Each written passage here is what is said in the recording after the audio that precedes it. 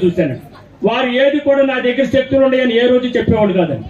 అరే my dear friends, my dear masters, my dear God's, మనకి ఇదే బోధ చేశారు. అరే నేను గురువురా అని చెప్పేసి మనం అక్కడే కూర్చుని ఉండేవాళ్ళం. మనందరూ ఫ్రెండ్స్ అయ్యా, నీ గురువే, నీ శ్వాసే నీ గురువు అని చెప్పారు. అయితే విషయం ఏంటంటే మూడో రోజు వచ్చారు. సాయంత్రం 5:30కి ధ్యాన జగతాప శాలివాహనార్లో డివిజనర్లో ఉన్నారు. నేను డ్యూటీ చేశాను గవర్నమెంట్ డిపార్ట్మెంట్ లో 38.5 years ఏఈగా చేసి రిటైర్ అయ్యాను. మరి ఇప్పుడు ప్రస్తుతం నేను పిఎంసి ఛానల్ ఎగ్జిక్యూటివ్ డైరెక్టర్ చేస్తున్నాను. అది చెప్పుకోవాల్సినంత అవసరం ఏం లేదు. అయితే ఆ రోజు జగత్ ఆఫీస్కి వెళ్ళినప్పుడు ఏమై రామ్మోహన్ రావు ఏంటి సంగతి నేను 3 సార్లు అడిగాను. గురూజీ అంతా ఓకే గురూజీ అన్నాను. ఏమనుంటే చెప్పవా అన్నారు. అంతా ఓకే గురూజీ అంటాను. ఎందుకంటే గురూజీ దగ్గర మన ఇంటి కార్యక్రమం, ఇంటి పనులు కానీ, ఇంటి విషయాలు కానీ లోకోపరామని చెప్తే గురువు గారు వినరు. ఏది అడిగినా ఓకే సార్ అనేవాడు. అంతే ఆయన సేవ చేసుకుంటూ ఉండేవాడు.